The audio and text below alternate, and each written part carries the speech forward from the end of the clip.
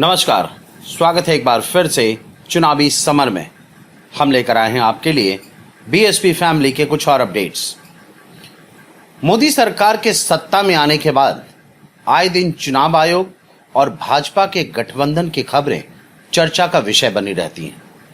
वैसे भी लोकसभा चुनाव 2019 में जिस तरह से चुनाव आयोग ने मोदी और शाह का साथ दिया वो किसी से छुपा नहीं है, लेकिन इस बार ऐसी बात सामने निकल कर आई है जिसके बाद शक की कोई गुंजाइश नहीं रह जाएगी, जिसकी वजह से राजरत्न अंबेडकर सहित बसपा ने भाजपा और चुनाव आयोग के खिलाफ जोरदार हमला। आपको बता दें कि देश में स्वच्छ और निष्पक्ष चुनाव कराने का दावा करने वाला चुनाव आयोग अब पक्षपात और डेटा लीक के अहम सवालों और गंभीर आरोपों से घिरता दिख रहा है।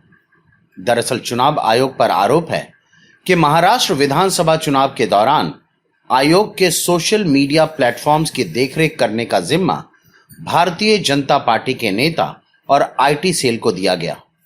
यानी आयोग के पास मौजूद डेटा तक किसी ऐसी निजी कंपनी की पहुंच थी जो साफ और घोषित तौर पर राज्य के तत्कालीन सत्तारूढ़ पार्टी से जुड़ी हुई थी।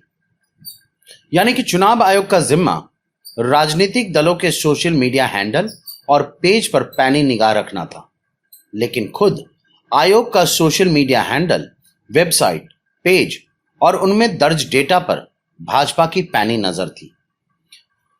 वैसे अपने स्वतंत्र और निष्पक्ष होने के दावों पर आंच, सवाल और आरोपों पर अब चुनाव आयोग ने महाराष्ट्र के सीईओ से जवाब तलब किया। वैसे चुनाव आयोग के ऊपर यह आरोप लगने के बाद राजरत्न अंबेडकर का गुस्सा फूट पड़ा। सूत्रों के अनुसार उन्होंने कहा कि चुनावों के वक्त अगर चुनाव आयोग ही भाजपा के हाथों के गुलाम बन जाए तो फिर चुनाव का कोई मोल नहीं रह जाता। राजरत्न ने कहा कि एक तो चुनाव आयोग ईवीएम को हटाने को राजी नहीं है और अब महाराष्ट्र से आ रही है और बड़ी खबर कहीं से भी निष्पक्ष नहीं दिखाई पड़ रही। उन्होंने कहा कि चुनाव आयोग के कथित सहयोग की वजह से भाजपा न सिर्फ केंद्र में बल्कि राज्यों में भी जीत हासिल कर रही है और आज इसी का परिणाम है कि देश में सीएए लागू हो गया। वहीं बसपा ने भी कहा कि अगर चुनाव आयोग का काम भी भाजपा को ही देखना पड़ता है तो फिर चुनावों की जरूरत ही नहीं है। पार्टी ने सवाल भी उठाया कि क्या महाराष्ट्र में बसपा को जीत नहीं मिलना भाजपा के द्वारा ही प्रायोजित तो नहीं था।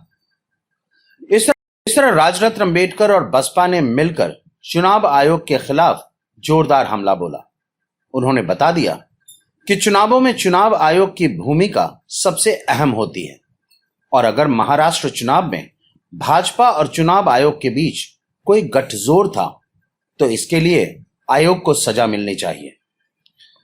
वैसे राजरत्न ने इस दौरान ईवीएम का भी जिक्र कर दिया कि किस तरह चुनाव आयोग ईवीएम के मुद्दे पर पीछे हटने को तैयार नहीं है। कुल मिलाकर हम यह कह सकते हैं कि अगर इस बार चुनाव आयोग पर लगा हुआ आरोप साबित हो गया तो न सिर्फ चुनाव आयोग को सजा हो सकती है बल्कि ईवीएम भी बैन। हमारे साथ बने रहने के लिए आपका धन्यवाद। आप हमारे प्रोग्राम्स को today's.com पर भी देख सकते हैं और आप हमें टुडेज टीवी पर ट्वीट भी कर सकते हैं। Thank you.